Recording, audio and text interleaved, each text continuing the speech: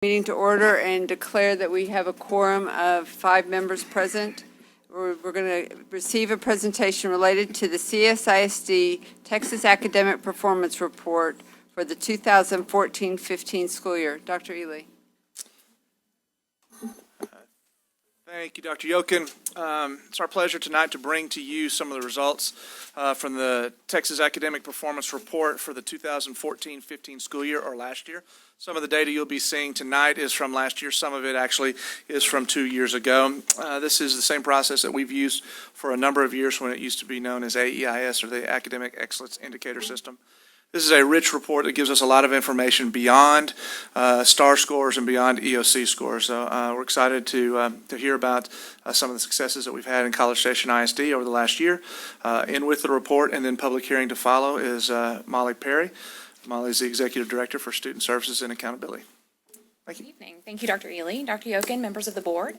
I appreciate the opportunity to come to you tonight with the results of our TAPR, but more importantly, highlight many of the successes. Thank you. To look at the many successes that we've experienced through a lens other than just state assessment information.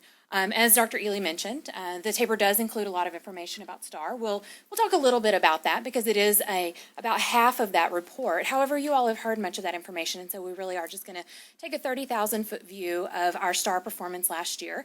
But then we'll look at some other information about our completion rates, our dropout rates, other types of student performance data like SAT and ACT and performance on AP exams. Then we'll look at our demographics, both at the student and staff level. In the report that will be published online, we'll also incorporate some other components, such as our financial reports and our accreditation, which, by the way, we are accredited and remain that way, as well as how our students do after they leave us and graduate and attend other institutions of higher learning. We do have a piece in there, as required by law, that incorporates any violent or criminal incidents, as well as those campus performance objectives. So without further ado, let's look a little bit at state assessment information. So we're going to start with reading. This looks at grades 3 through 8. As you probably recall, we do assess reading in each of those grade levels. And so we have a lot of good information to support that our students do perform well on this assessment, especially as compared to their statewide peers. Throughout the presentation this evening, you'll see CSISD indicated in red, and if we are comparing to the state, that will be in blue. So just for a quick, easy glance. In writing, we also saw similar performance in terms of our students compared to state, with a nice wide margin at the 4th grade level, and then our students still performing above their peers in the 7th grade in the area of writing. We administer the STAR exam for science in grades 5 and 8. Again, very similar trends to writing in terms of those margins. Then social studies with grades 3 through 8 is only administered in the 8th grade, and you can see our performance relative to the state there. Next, we'll look at end-of-course exams. So we've got our English 1 and 2, our Algebra 1, Biology, and U.S. History. Across the board, we see a similar trend with a more narrow margin in the area of biology and U.S. history, simply because students across the state are doing extremely well where the current passing standards are in those content areas. So then next we're going to move into some other types of information. We'll start with attendance rates. This has been a very steady level for CSISD over the last few years. You can see we're falling in that 96 to just under 97% rate overall, and so we do have a good rate of attendance with our students. Then looking at dropout rates. We're looking on the left at grades 7 and 8, and then on the right, our high school age students 9 through 12th grades. Our students do drop out at a significantly lower rate than state rates, although we're seeing a great trend in a positive direction downward for dropout rates statewide. This is another interesting way to look at how our students are completing. This is specifically that cohort class of 2014. Those students, 92% almost of them, graduated within that 4-year span here in College Station. That is a higher rate than the state rate. We had fewer students that dropped out of school while about the same number continued, meaning they needed to continue in order to earn credits, or they continued to meet the needs of their IEP and special education. And then our GED rate was exactly the same as the state. Next, we'll look at college ready. Now, what does that mean? We do have a standard looking at tax exit level, which our students really aren't taking at this point in the class of 2014, or the SAT or ACT test. And so it's primarily based on one of those assessments. So for the class of 2014, our students did extremely well on the measure of college ready in both ELA, English Language Arts, math, as well as both subjects combined. Next, we'll look at enrollment and completion in advanced courses. Now, the list of advanced courses is about 5.5 pages long, but really, basically, what that means is any course that is determined to be advanced by the state. So your higher level courses that are advanced, that are earning additional credits, as well as dual enrollment, meaning that you're earning both college credit and high school credit concurrently. And so you can see right away that with the exception of math, we actually have a lower participation in those advanced courses here in CSISD. However, the students that are participating are doing very well.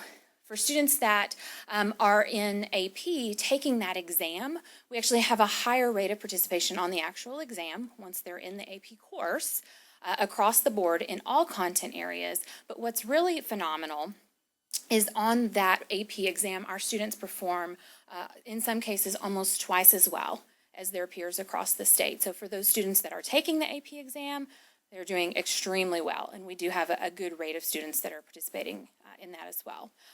This criterion specifically is scoring at least a 3 or higher on an AP exam.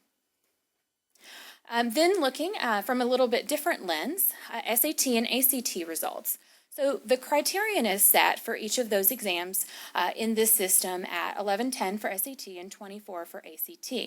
You can see right away, looking at the combined performance on SAT, ACT, our students perform almost twice as well, meaning that almost twice as many meet the criterion.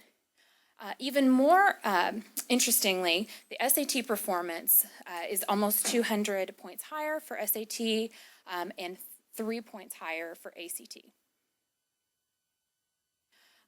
Looking again at that class of 2014, we had 667 graduates that year, and of those students, 3/4, just about, graduated on the recommended or distinguished plan, with about 1/4 recommended or graduating on the minimum plan.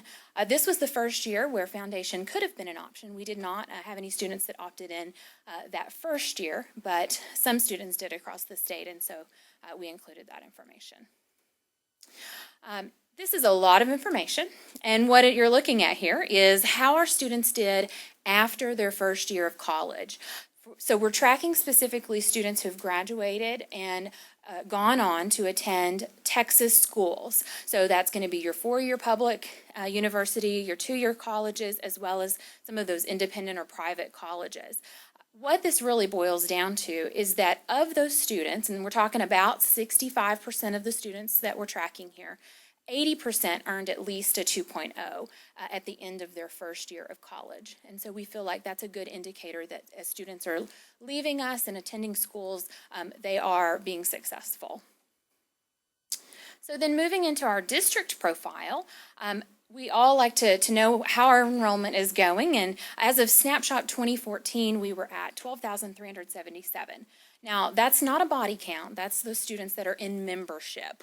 Okay, so these are going to be students who are actually here and attending. We do have students for a variety of other reasons that are enrolled but not in membership.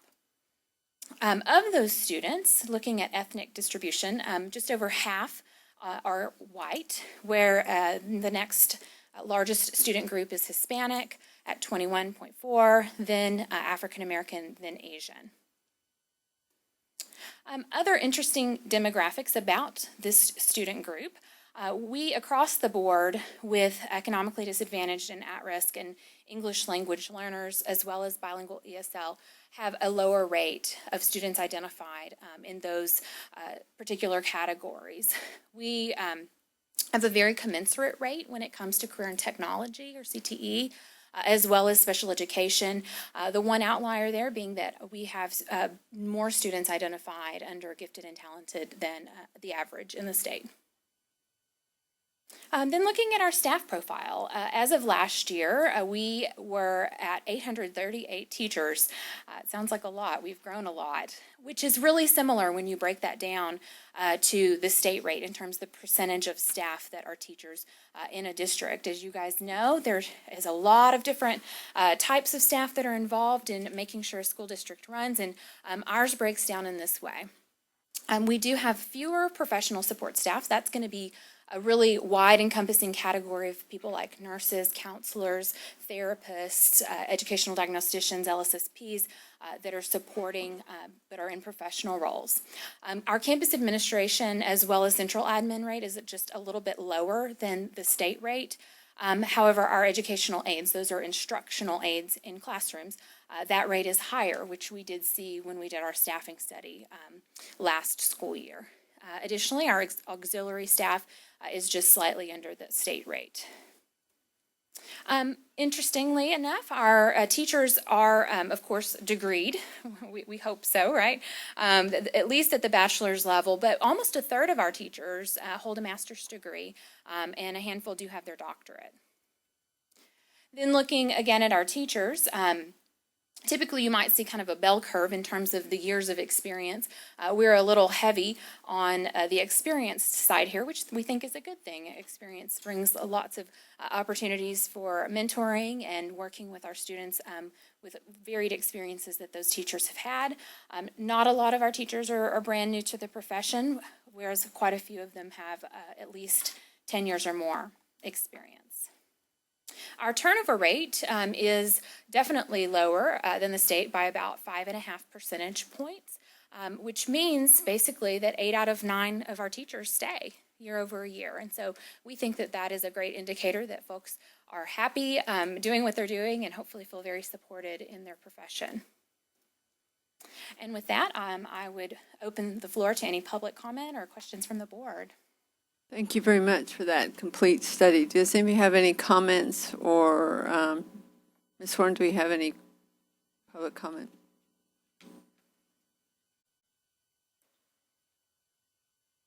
Great. Thank you very much. Yeah.